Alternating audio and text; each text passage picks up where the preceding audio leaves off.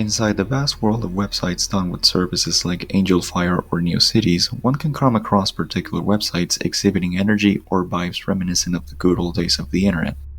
I can't say much about this time, since I'm essentially a fetus being born in 2001, so my recollection of internet knowledge spans from 2007 or so to today, and I can still say that the internet's general vibe and designs back then are tough to emulate down to a T, and it's why it's got so much magic to it.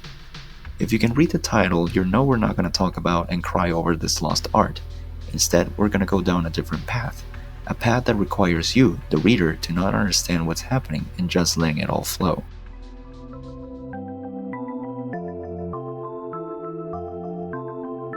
According to the website, Randall's Friends, or commonly shortened to Ranfren, is a series of surreal comics about a young person and his brother, these being Randall and Luther, along with the catmen people, Neon and Yan, and other friends in their house in the mysterious Great Canadian suburbs where anything can happen.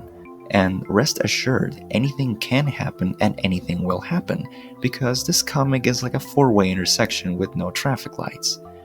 It also mentions Randall having dolls for friends, and him being able to communicate with them, as well as a human pet, who slowly but surely adapts to living in the terrifying Great Canadian suburbs, going by the wonderful name of Sebastian the Tomato Smith Chicken Legs. I should put it out there that this website is updated semi-frequently, adding new pages every now and then. If we look just right over here, we can see some important sections that, well, we're better off reading them because why not? The main hyperlink takes us to... oh, of course, it just sends us back here. Going to the About section takes us to a more detailed explanation of what Ranfren as a concept is, stating that it began around the year 2011 AD. Although the real meat and potatoes of this started on January 31st of 2015 AD, under the name of Lucid. Sadly, these comics are only available online, so as much as I wish to hold the comics on my own two mortal hands, it's just not gonna happen.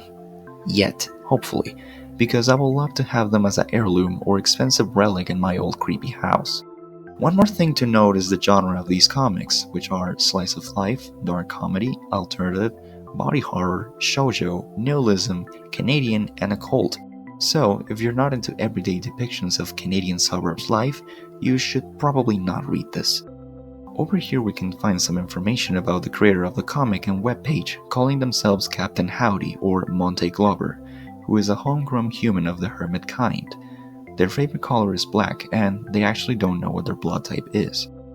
At the bottom of the page we can dive a little deeper, having many more pages to see, like frequently asked questions, which contain terms of use for the Ranfren series and characters, like is it okay to draw them, give credit to the original source, or even selling material derived from the series. A dream diary in which Howdy writes down what they can remember about their dreams, which of course are sometimes Ranfren oriented. The log directory over here contains drawings they made, photographs they took, as well as just text posts. And here you could donate to Howdy through coffee. Do they receive a coffee? Does Randall receive the coffee instead? We don't know for sure. The third hyperlink is called Character Data, and it's a nice introduction to what the characters in the comic are. Randall Ivory, also known as Dark Prince, Queen of Spades according to the house ranking status, and the protagonist. It is stated that he is up to no good, being a very human-like cryptid who also happens to like Jesus, Katy Perry, and tight spaces, the latter of which causes him to pant and feel relatively excited. His age also seems to be ranging from 14 to 17, although in reality he is timeless. Some of his skills include smiling through anything, even in the most inane circumstances, bend and transform body parts, inhabiting his own dreams, distorting reality, and dark magic. Moving on, we have Luther Von Ivory, another friendly Canadian humanoid who loves his pets and family, his house, German language, and holes. He is able to do light teleportation, cook for everyone, he likes cutting hair, and just like his little brother, knows a thing or two about magic. Luther is a bit of a human-friendly creature since he has nursed injured people in the past, although it is recommended to avoid any interaction with him as possible, as his nature and mood are usually unpredictable. And what is a house without pets, right? One of the two catmen living in the Ivory household is Neon, a human-turned pet by Luther who has acquired powers from living among them, as he is capable of vanishing in one spot, which is not the same thing as teleporting, high adaptability and recovery speed, and the greatest skill imaginable, watching any kind of television program. Nyan is from Russia, and in the comics more often than not he speaks Cyrillic. Unlike Luther and Randall, he is quite harmless, as he will prefer to avoid any human and non-human interaction at all costs. The second catman is called Nyan, quite a difference from his quote-unquote brother. Nyan is highly violent against almost any life form, seeing things like mice and bugs as low creatures deserving of his wrath.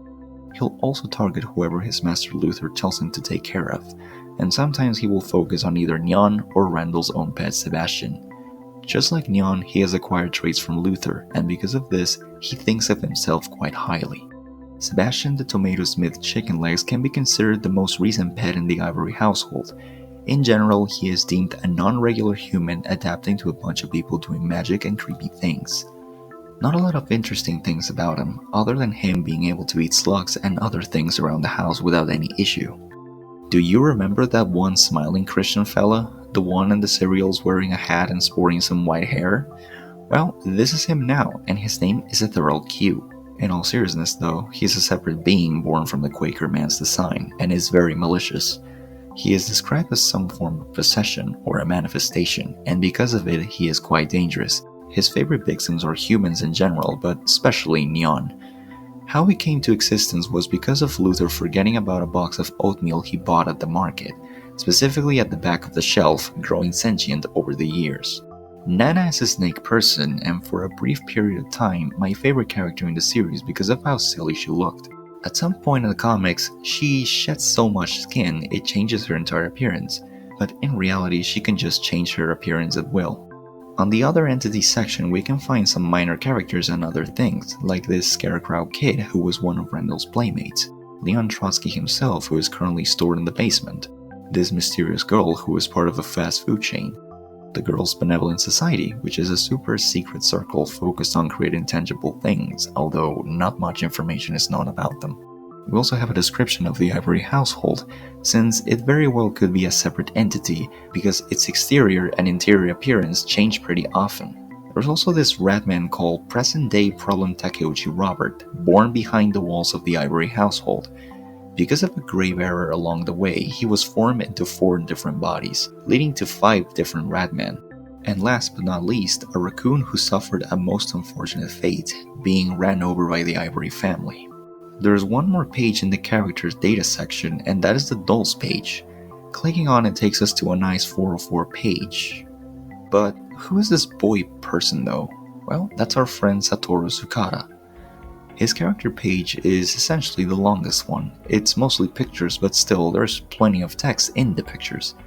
Satoru is classified as a dream entity, so if you wonder where he's from, there's your answer. He's a product of Randall's dreams. And you may ask yourself, why is his threat level low if he is holding a blade over there? And you may tell yourself, well, it's probably because he only shows up in dreams. And you might be right. Finding him in your own dream is very, very rare, and his true persona only appears in Randall's dreams. While sleeping within a certain radius within Randall, there's roughly a 12 to 25% chance of linking your dreams, which still depends on variables. Add Satoru appearing to that and the percentages decrease even more, so you should be pretty safe from ever having to face Tsukada. And so that covers the basics of what Ranfren is. You have successfully dipped not just your toes into the water, but your entire body. Getting to the comics is a different story though, since it will involve breathing in the water so much you actually have gills, you just haven't unlocked them by sheer will. I'm kidding, don't actually commit self-drown. There's a few other hyperlinks which consist of a gallery full of Howdy's art, links to their social media, as well as other websites. There's even a store section where physical items such as dolls, stickers, magnets, and a Randall edition Ouija board were sold.